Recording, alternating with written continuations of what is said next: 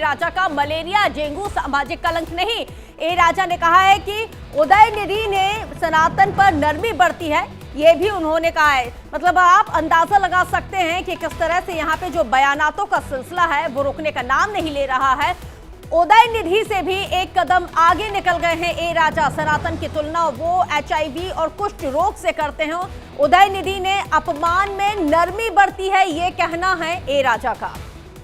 तो dengue malaria सामाजिक कलंक नहीं है, ए राजा कह रहे हैं। सामाजिक कलंक से तुलना की जाए सनातन की, ये उनका कहना है। HIV और कुष्ठ रोग जैसा है सनातन। तो ए राजा यहां पर और ज्यादा आगे बढ़ गए सनातन के विरोध में टिप्पणी करते करते। उन्होंने कहा कि मजबूती से मैं सनातन का विरोध करता रहूंगा। तो DMK नेताओं के बीच क्या होड़ मची है सनातन को लेकर यहां पर विवादित टिप्पणी करने की। तो देखिए, सनातन के अपमान पर सियासी संग्राम भी अब तेज हो चला है। सोनिया और राहुल से बीजेपी का सवाल है। उन्होंने सवाल पूछा कि क्या सनातन का अपमान करना आपका प्लान है? मुंबई की मीटिंग में क्या यही तय हुआ है?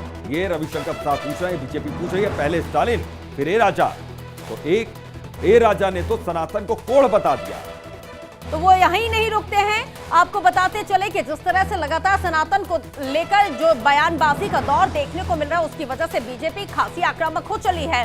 जगदानंद सिंह को ज्ञान नहीं है, यह कहना है रविशंकर का। लालू तेजस्वी ने भी टीका लगाया था। बाल गंगाधर तिलक ने भी तिलक लगाया था, यह कहना है रविशंकर प्रसाद का। तो यहाँ पे जिस तरह से सनातन को नष्ट करने की साजिश की जा रही है, उसको लेकर जो इंडिया गठबंधन INDIA के जरिए जिस तरह से उसके नेताओं के जरिए जो बयानात दिए जा रहे हैं, उसको लेकर बीजेपी ने खासी आपत्ति जाहिर की है। पहला सवाल मुझे सोनिया गांधी जी, राहुल गांधी से पूछना है, मुंबई की बैठक में आपने क्या तय किया है कि हिंदू आस्था और हिंदुत्व को बदनाम करना है? ये बार बार हिंदू आस्था, हिंदू विश्वास, सनातन सत्य, इसके खिलाफ क्यों बेअदबी की जा रही है? पहले स्टालिन साहब के पुत्र ने बोला कि ये मलेरिया है सनातन, डेंगू है सनातन। आज ए राजा कह रहे हैं कि ये वही नहीं, ये तो कोढ़ है, ये तो HIV AIDS है।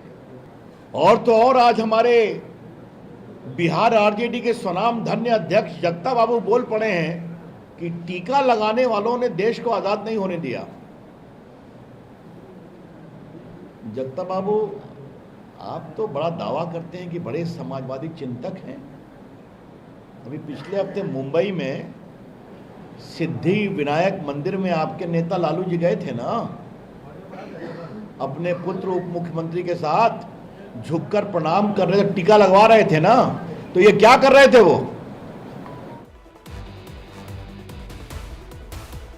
तो वहीं केंद्रीय मंत्री ज्योतिरादित्य सिंधिया ने सनातन पर विवादित बयान जो दिए गए, उसको लेकर इंडिया गठबंधन पर कड़ा हमला बोला। सुनवाते हैं।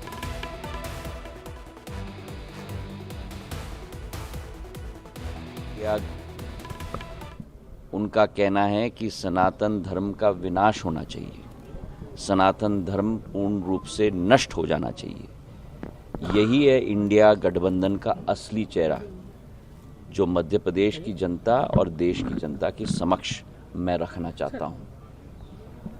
ये एक गुट 28 दलों की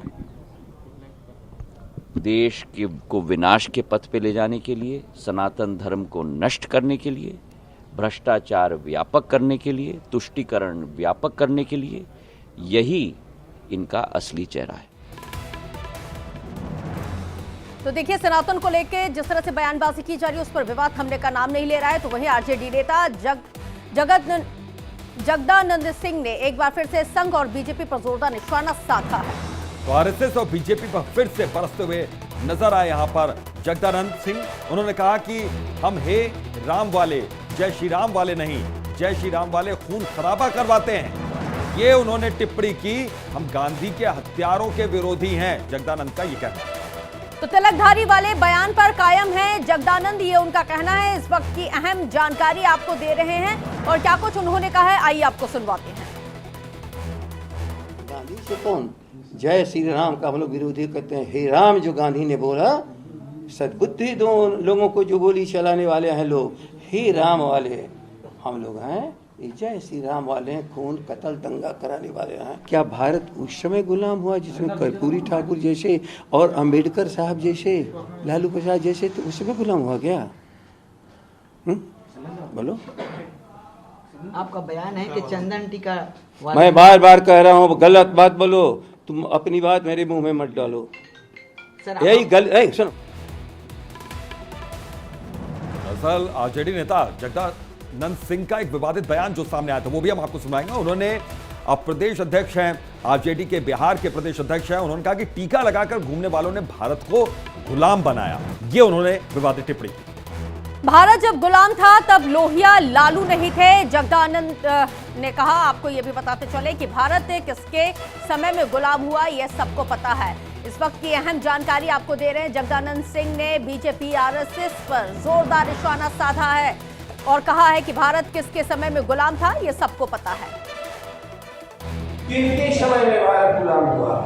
क्या गरीबों का उस समय कोई पूछने, गरीबों को पूछने वाला था? क्या उसमें कर्पूरी ठाकुर थे? क्या उसमें लालू प्रसाद जी थे? क्या उसमें डॉक्टर रावत और भैया थे?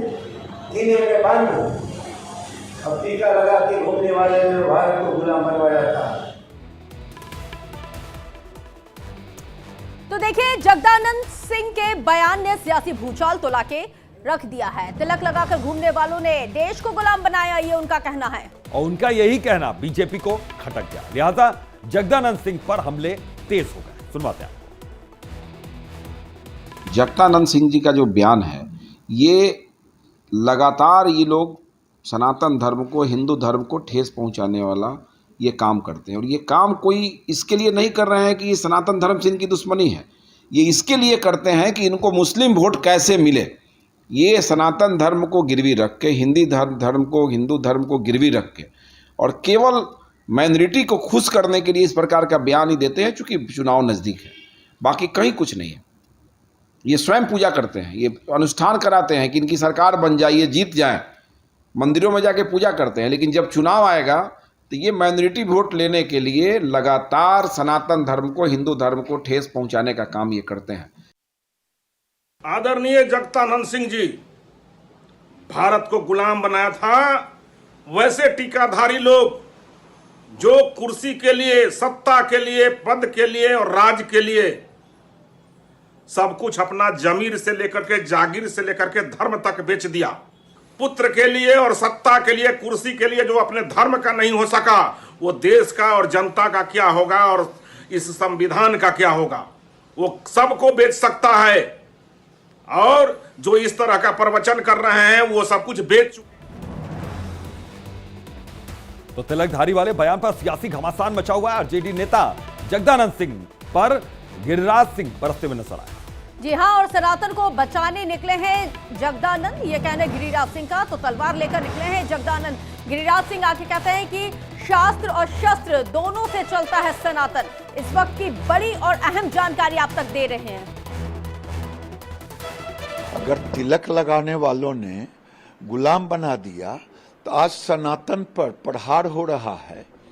जगदानंद सिंह तलवार लेकर के निकले सनातन विरोधियों को खत्म करने के लिए। सनातन की सहिष्णुता ही सनातन का सबसे बड़ा पूंजी है और सनातन की परीक्षा लोग ले रहे हैं और सनातन की परीक्षा ना लें, सनातन धर्म को जाने बगैर। सनातन में राम भी पैदा हुए, परशुराम भी पैदा हुए, हमारे जितने देवी देवता हैं सबके हाथों में कोई न कोई अस्त्र शस्त्र है। इसीलिए आप चिंता ना करें, शास्त्र और शस्त्र दोनों के साथ सनातन चल। तो देखिए, वहीं उदयनिधि के बयान पर बोले हैं संजय राउत। तो उदयनिधि के सनातन विरोधी बयान पर उनका कहना है कि वो इस बयान का समर्थन नहीं करते।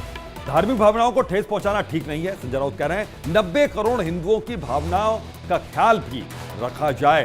तो उदयनिधि के बयान पर संजय राउत की ये टिप्पणी, यानी कि ये जो बयान है ये उदयनिधि का निजी बयान माना जाएगा।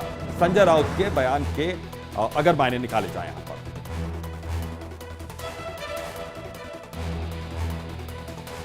इस देश में लगभग 90 करोड़ हिंदू रहते हैं, देश के बाहर भी रहते हैं, पूरे विश्व में रहते हैं। महाराज साहब की कोई व्यक्तिगत राय हो सकती है, उनके राज्य में द्रविड़ संस्कृति की बात हो सकती है, जो कि धर्मों को नहीं मानते, वो उनकी राय है। लेकिन इस देश में हिंदू है, मुसलमान है, पारसी है, जैन है, सभी लोग रहते हैं, लिंगायत है, सभी की भावना है, सभी के धर्म है, सभी की आस्था है और श्रद्धा और अंधश्रद्धा का विषय है। और इस विवाद के बीच तमिलनाडु के मंत्री हैं उदयनिधि स्टालिन, उन्होंने सफाई दी है। सनातन पर विवादित बयान पर हो रहे बवाल के बाद अब वो बोले कि मेरे बयान का गलत मतलब निकाला गया। तो लगातार जिस तरह से उनपे जो बीजेपी है वो आक्रामक हो रही है, उसको लेकर वो उनकी सफाई सामने आई है। उदयनिधि ने कहा है कि हम किसी धर्म के दुश्मन नहीं हैं। उदयनिधि स्टालिन आगे कहते हैं कि सारे केस का कानूनी तौर पर सामना किया जाएगा, ये कहना है उदयनिधि का। तो हम किसी भी धर्म के दुश्मन नहीं है और उनके बयान को तोड़ मरोड़ कर पेश किया गया है।